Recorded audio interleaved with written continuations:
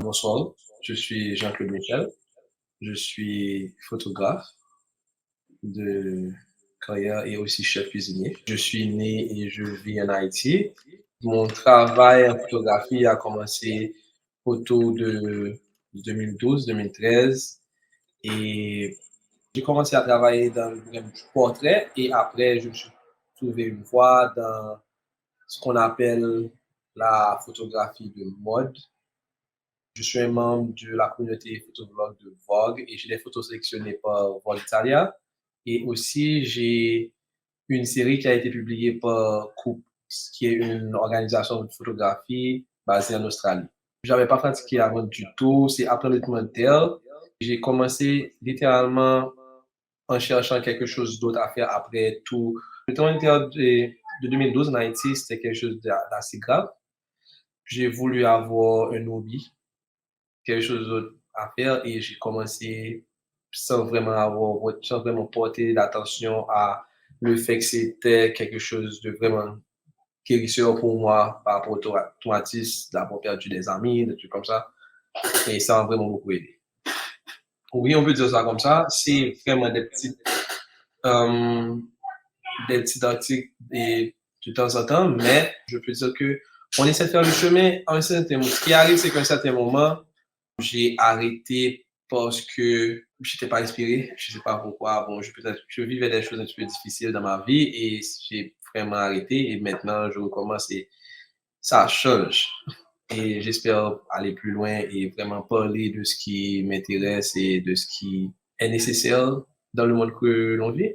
Dans le monde que nous vivons, vraiment, les choses qui m'intéressent vraiment, c'est peut-être l'expression. Je pense que l'expression personnelle est importante, la liberté surtout.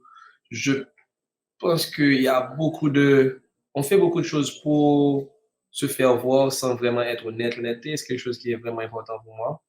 Et la représentation, ce que l'on est, ce que l'on représente et ce qu'on veut offrir au monde est important. Et c'est des choses qui sont importantes pour moi et pour mon travail. Moi, particulièrement, avant de photographier un sujet pour un travail précis, surtout ce qui est important pour moi, c'est la conversation. J'essaie de connaître le sujet. On parle de choses qui sont importantes, des choses qui sont importantes ou pas. On essaie d'avoir une conversation, de créer une ligne de confiance, de créer une atmosphère de vérité surtout. J'essaie de moi de me mettre à nu devant la personne parce que mon travail euh, a beaucoup de nudité et donc j'essaie de moi et me mettre à nu émotionnellement, d'être sincère pour pouvoir mettre le sujet en confiance et le permettre, permettre au sujet de faire l'effort de partager quelque chose d'intime avec moi. L'héritage est vraiment important puisque c'est un travail qui est basé sur l'expression de soi et en tant que noir, et je pense qu'il est important de se montrer notre corps, de montrer notre couleur, de souffrir tel que l'on est sans aucun artifice, sans essayer de ressembler à quelqu'un d'autre, d'aller vers un moment proche de celle de la création, de souffrir aussi nu et aussi innocent que l'on puisse, parce que c'est la seule manière de se faire comprendre et accepter dans un monde dans un monde où est-ce que bon, on est conscient que ce n'est pas toujours facile pour les gens de couleur, si on veut le dire comme ça. Et moi, c'est nous présenter comme sans artifice. C'est l'essentiel pour moi. Je ne dirais pas que je voyage dans le sens littéral du mot. C'est plus, je vais à la rencontre des gens, je parle aux gens. C'est un travail qui se fait chaque jour. C'est un travail qui demande beaucoup de moi parce que je dois me permettre d'être accessible et pour pouvoir aller vers les gens et pouvoir leur parler de ce que je fais, pouvoir les amener à m'accompagner là dans ce travail. Et donc, c'est plus ou moins un travail personnel parce que à la base, je suis quelqu'un d'assez timide. C'est un travail personnel que je fais sur moi pour pouvoir aller vers les gens et pouvoir parler. Ça, c'est pas c'est pas parce que, c'est pas en parlant aux gens, c'est pas tout, on n'a pas toujours des résultats. Les gens ne sont, parce que ça prend beaucoup pour que quelqu'un accepte de poser nu ou pas. Tout mon travail n'est pas nécessairement la nudité, mais elle est beaucoup associée à ça. Donc, ça prend beaucoup et ça prend beaucoup de moi. Je dois vraiment donner beaucoup plus pour accepter, pour pouvoir, pour que quelqu'un d'autre puisse accepter de me donner ce qui est important à la création de mes œuvres. Pour moi, particulièrement d'écraser les barrières. Je pense que une chose que les gens ne réalisent pas, dans les communautés comme celle dans laquelle je vis, les tabous, les préjugés sont extrêmement forts et ça pèse beaucoup sur la jeunesse et faire un travail comme ça, où est-ce que tu prends quelque chose qui est, par exemple, quelque chose qui est vraiment associé à la fragilité et la présenter, par exemple, la couronne, et qui est une fleur, et la présenter comme ça, propose une autre alternative par rapport à ces tabous et à ces préjugés. C'est un rêve, ça donne de l'espoir et on veut tous un monde meilleur et l'espoir, c'est ce qu'on veut aussi. C'est quelque chose qui le libère aussi. Et mais de toute façon, c'est-à-dire que c'est un travail avec qui il se sent à l'aise, il se sent à l'aise de parler aux gens de l'œuvre en lui-même. Et je pense que ça a été un truc assez libérateur pour lui de pouvoir s'exprimer. Mais quand même aussi, je sais, je ne vais pas te mentir, je pense que cette question, c'est peut-être une question que j'aime, que je devrais poser au modèle parce que ouais, ça m'intrigue là maintenant que tu m'as posé la question. J'ai envie d'en parler. Et parce que tu sais, après avoir réalisé certaines choses, tu dois donner un peu de temps à la personne pour pouvoir être capable d'endosser le travail qu'il a fait. Et donc, il y a des conversations que je n'ai pas au premier abord. Et là, maintenant que tu le dis, c'est quelque chose que j'aimerais faire, parler de ça et voir comment est-ce que ça. Et maintenant, après un certain temps, est-ce que ça a une influence sur la manière dont il se voit et par rapport à la place qu'il a dans la société? Et c'est un modèle je pense, qui a toujours été très mal dans la manière de voir son corps. Et ce travail-là en particulier, c'est un travail qu'on a vraiment travaillé dessus pendant plusieurs mois avant de faire la séance de photo parce que j'ai eu l'idée de faire ça parce que c'était quelqu'un qui avait vraiment plus d'estime d'elle-même et quelque chose que je ne comprenais pas par rapport à la personne elle-même. Et on a parlé jusqu'à ce qu'on a pu s'entendre sur le fait qu'on va essayer de faire quelque chose. Où est-ce que tu vas être le centre et tout doit tourner autour de toi. Et c'est une proposition. Je te propose d'aller à la rencontre de toi-même à travers ma caméra. Et après plusieurs mois d'échange, on a pu travailler et faire le travail. Et ça a eu beaucoup un impact fort parce que c'est quelqu'un de changé. Et c'est quelqu'un que je vois qui parle aux gens maintenant, qui s'expose, qui s'impose. Et c'est le genre de choses qui me donne beaucoup d'espoir parce que c'est un travail qui m'a montré que ce que je fais a une importance sociale et une importance pour la personne qui le vit. Et j'espère que ça aussi a une importance pour la personne qui la regarde. Et, mais oui, ça, c'est un des travaux où est-ce que je peux vraiment dire que j'ai pu vivre l'impact de ce que je fais et qui me donne beaucoup d'espoir parce que j'ai encore envie de faire ce que je fais.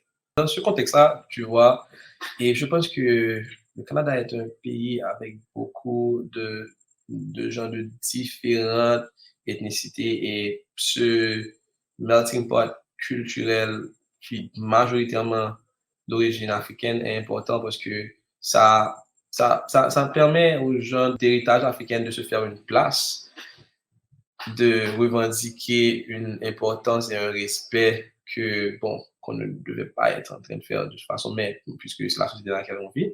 Et c'est important de demander, de s'imposer, d'avoir sa propre place et de revendiquer. Et il y a pas de plus belle manière de revendiquer que par là, parce que elle est sans violence, mais elle est d'une force inégalable. C'est un combat qui est important pour nous tous. Je ne comprends pas comment certaines choses ne sont pas la norme. Et ça montre que l'homme en elle-même a beaucoup de chemin à faire et homme noir encore plus. Et c'est plus le temps de l'esclavage et c'est la revendication est encore plus importante maintenant parce que même après toutes ces années, on est obligé de revendiquer pour le droit à la vie. Parce que à la fin de la journée, c'est un combat pour le droit à la vie. Il faut prendre le sens du mot, du terme Black Lives Matter. C'est la vie du Nord est important. C'est quelque chose qui est là maintenant, dont je parle et que je dis que c'est ridicule. Parce que on a déjà combattu tellement pour beaucoup de choses et on est obligé de combattre pour ça là maintenant. Je suis dans la nécessité de faire ce que je fais parce que je dois préparer un monde meilleur pour les enfants que je vais avoir. On a peur et je dois faire du mieux que je peux parce que c'est un combat qui regarde tout le monde à la fin. Tu ne peux pas ne pas être impliqué, que tu sois homme noir ou homme. Mon travail n'a pas beaucoup de retouches. En général, les seules retouches que je fais, c'est vraiment l'exposition, les détails, ou bien dans littéralement les teintes couleurs. Et ça se fait vraiment.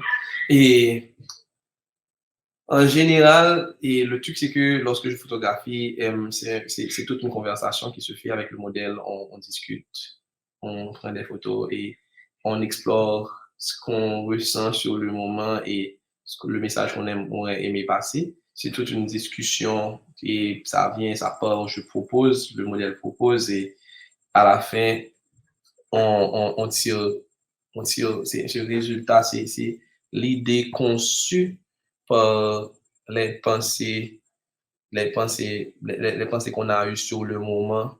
Et je pense que c'est plus fort et parce que je suis pas que le créateur, c'est une création conjointe. Parce que de toute façon, je dois être en synchronisation avec le modèle pour pouvoir tirer un travail qui est le meilleur de nous deux. Ici, après, c'est des conversations que l'on choisit l'atmosphère, le milieu. On décide d'un résultat qu'on aimerait avoir et de ce résultat-là, on crée une atmosphère et après, on choisit les lieux par rapport à cette atmosphère qu'on a créée. Mais même là, encore arriver dans l'atmosphère, on doit travailler comment, la discussion va jusqu'à comment on veut être vu et qu'est-ce qu'on aimerait que l'on perçoive de cette atmosphère-là.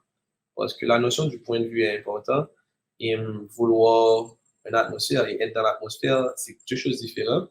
Et donc, on prend un temps pour vivre le cadre et aussi décider de comment on veut être vu et perçu dans ce cadre-là. Je n'ai pas d'œuvre fétiche. Je pense que l'œuvre qui me tient le plus à cœur, c'est l'œuvre que j'ai pas encore fait.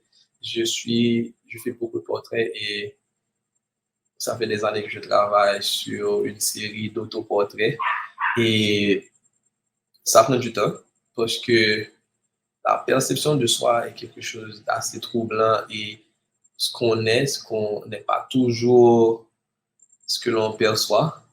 C'est l'un de mes projets le plus important et c'est aussi, je pense, mon œuvre future parce que c'est vraiment important pour moi. Et chaque œuvre que je fais, chaque modèle que je rencontre, je me mets comme face à un miroir pour pouvoir me voir à travers cette personne-là et voir comment je veux être perçu et pour pouvoir accomplir cette œuvre. Mais c'est une œuvre sur laquelle je travaille toujours. Le truc, c'est que j'ai participé dans une plateforme pour jeunes photographes pour proposer des œuvres et dans des thématiques différentes et j'ai eu certaines photos qui ont été choisies. Et donc, je fais partie de leur catalogue et ces photos-là sont disponibles par rapport et peut-être utilisées dans des films, d'autres projets par d'autres artistes, mais avec le crédit. C'est un truc assez intéressant. Sinon, j'ai travaillé avec groupe au Australia parce que j'avais fait une série sur les tabous autour de l'homme modèle en Haïti. C'est une série qui est appelée Blue Kids. de la même manière, j'ai proposé sur une plateforme et ils ont été intéressés pour écrire un article dessus.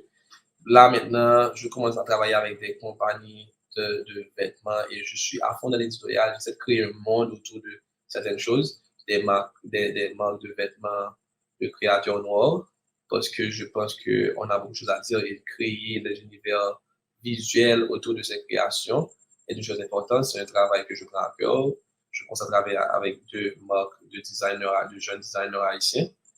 Et c'est des projets que j'ai pour cette année et l'année prochaine. Donc, on essaie de créer quand c'est possible parce que la situation politique est un petit peu dure à vivre là maintenant. Mais on essaie, c'est des projets que j'ai et peut-être travailler sur plus d'expositions, des trucs du genre à la fin de l'année. Oui, des projets pour moi. Mais aussi, le truc, c'est que je travaille aussi, depuis l'année dernière, je travaille pour d'autres, avec des compagnies. Et c'est assez intéressant parce que c'est important pour l'artiste de voir que ses idées sont respectées par d'autres personnes. Et ça aussi me booste et je comprends que j'ai la liberté et le pouvoir de pouvoir travailler sur plus de projets. Et c'est quelque chose que je commence à vraiment apprécier. Il y a un artiste qui m'inspire beaucoup. Il s'appelle Erwin Olaf. C'est un photographe aussi et son travail est vraiment basé sur la condition humaine, sur la violence, sur la peur, sur la fragilité. Et c'est quelque chose qui m'interpelle beaucoup parce que je me vois dans son œuvre et c'est peut-être un artiste que j'aimerais vraiment, que je suis et que j'aimerais peut-être rencontrer dans un futur proche parce que je peux voir euh, comment on dit, des patterns qui ressemblent beaucoup à ce que je fais. La technologie avance, il y a plein de choses, nouvelles choses et bien sûr, je m'intéresse beaucoup et j'essaie de me former au maximum par rapport aux nouvelles technologies et de la valeur de l'art à travers ces technologies-là. Donc, je m'intéresse bien sûr aux NFT et à toute cette vague de crypto-art et puis, bien sûr, la technique, les technologies, les nouvelles possibilités et de création et de collaboration, bien sûr. Bien sûr, et je pense que c'est important pour un jeune artiste de le faire parce que, tu vois, si on veut avoir notre place, on doit le faire maintenant pour être toujours avec l'air du temps. La musique a une valeur importante pour moi parce que c'est un moyen de... Ça me fait me sentir moins seul parce que, tu vois, je m'identifie beaucoup à beaucoup de choses, beaucoup d'expressions, des choses que peut-être que et les seuls moyens que j'ai de les dire, c'est peut-être à travers mon art et je trouve quelqu'un qui le dit, la manière dont j'aurais aimé le dire, ça m'aide beaucoup, ça me réconforte, ça me fait me sentir moins seul et, et peut-être des fois aussi, il y a des choses que j'arrive à créer et il faut, et tu, malgré l'avoir créé, c'est peut-être très difficile de l'expliquer, mais tu trouves le moyen de l'expliquer par rapport à certaines paroles et par rapport à certaines airs qui traduit essentiellement l'émotion ou le sentiment qui accompagne cette création-là. Le nouveau monde, pour moi, c'est vraiment à propos de la place que l'on doit avoir et on, on doit travailler pour avoir dans ce nouveau monde qui se construit. Comme tout à l'heure, on parlait de cette affaire des crypto, de tout ça, c'est la liberté et de pouvoir être et d'être capable de créer quelque chose de nouveau et de préparer un monde que la liberté n'est pas une chose pour laquelle on est obligé de se battre, c'est faire l'effort de se battre maintenant pour pouvoir vivre après. Et quand je dis vivre après, pour pouvoir laisser un héritage qui fait que la vie qu'on a vécue vaut la peine. C'est une chose importante que j'ai appris de la petite vie que j'ai. Et c'est un conseil que j'aimerais donner particulièrement. J'ai appris et qui est un conseil que j'aimerais donner, c'est que dans la vie, il faut savoir et il faut se chercher. C'est important de se chercher et beaucoup de fois, on se retrouve dans des choses où on n'avait même pas idée qui existent. Et apprendre à se faire violence pour avancer et croire dans tout ce qui nous fait nous sentir bien. Et se battre pour ce qui est nécessaire, que l'on ait énergie ou pas, mais se battre pour la liberté et pour la vérité. C'est une chose importante que j'ai appris de la petite vie que j'ai. Et c'est c'est un conseil que j'aimerais donner particulièrement. J'ai appris et qui est un conseil que j'aimerais donner, c'est que dans la vie, il faut savoir et il faut se chercher. C'est important de se chercher et beaucoup de fois, on se retrouve dans des choses où on n'avait même pas idée qui existent. Et apprendre à se faire violence pour avancer et croire dans tout ce qui nous fait nous sentir bien. Et se battre pour ce qui est nécessaire, que l'on ait énergie ou pas, mais se battre pour la liberté et pour la vérité.